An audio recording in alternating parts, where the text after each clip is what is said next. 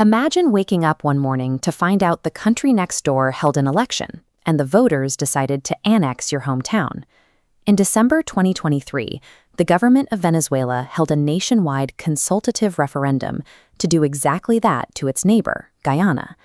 The ballot included 5 distinct questions. Question 5 explicitly asked Venezuelan citizens to approve the creation of a brand new state inside Guyana's borders, and to grant Venezuelan ID cards to the people currently living there. Instead of rolling tanks across the border in the dark, the Venezuelan government weaponized a domestic ballot box in an attempt to legally erase a sovereign neighbor. This aerial photograph shows the Essequibo region. It is a massive, heavily forested territory that makes up more than 2/3 of Guyana's total landmass. For decades, the area remained largely untouched. But in 2015, ExxonMobil discovered massive offshore oil reserves right off the Essequibo coast. That discovery turned Guyana into one of the fastest-growing economies on Earth. Right next door, Venezuela, which possesses the largest proven oil reserves in the world, has suffered a devastating economic collapse, marked by hyperinflation and mass emigration.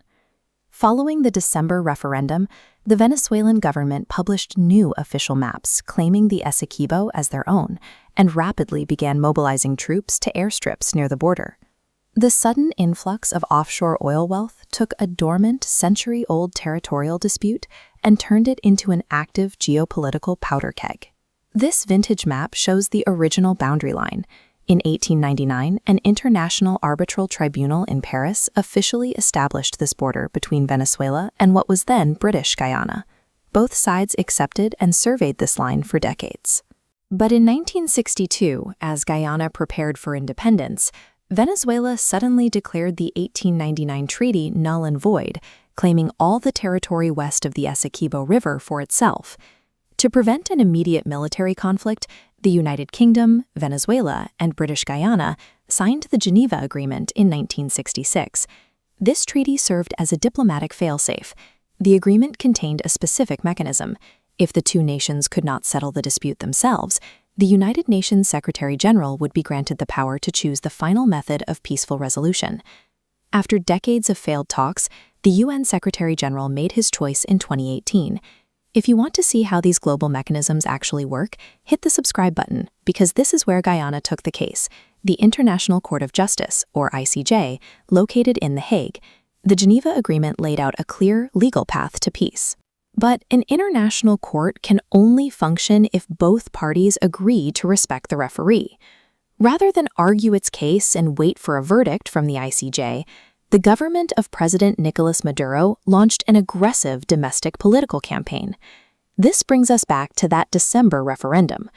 Question 3 specifically asked Venezuelan voters if they agreed with the state's position to entirely reject the jurisdiction of the International Court of Justice. The strategy here is highly calculated. Venezuela is attempting to use the mechanism of a democratic vote to manufacture a local legal mandate that cancels out international law. This maneuver is designed to render the highest court in the world powerless by pitting local populism directly against the global justice system. Guyana's diplomats petitioned the ICJ for protection, and on December 1, 2023, the court issued a binding order explicitly forbidding Venezuela from altering Guyana's current control over the Essequibo. The judges issued a stark warning that Venezuela's planned actions presented a severe and imminent risk of irreparable prejudice to Guyana's sovereign rights. But this exposes the fatal flaw of the international justice system. The ICJ can issue orders, but it has no international police force to go out and enforce them. 2 days later, Venezuela held the referendum.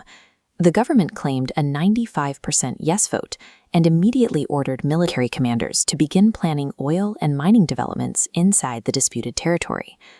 A ruling from the ICJ, no matter how definitive, is ultimately just ink on paper if the international community lacks the hard power to back it up. In response to the growing threat, the United Kingdom deployed the naval patrol ship HMS Trent to Guyana, while the United States conducted joint military flight operations in the region as a physical deterrent. Which leaves us with a chilling question. Can a single country use a domestic ballot box, backed by the threat of military force, to successfully erase a recognized border that has stood for over 120 years. The current standoff between Guyana and Venezuela operates as a live stress test for the entire geopolitical order. Because if international law can be legally overridden by a local vote and sheer brute force, no line drawn on any map is truly safe.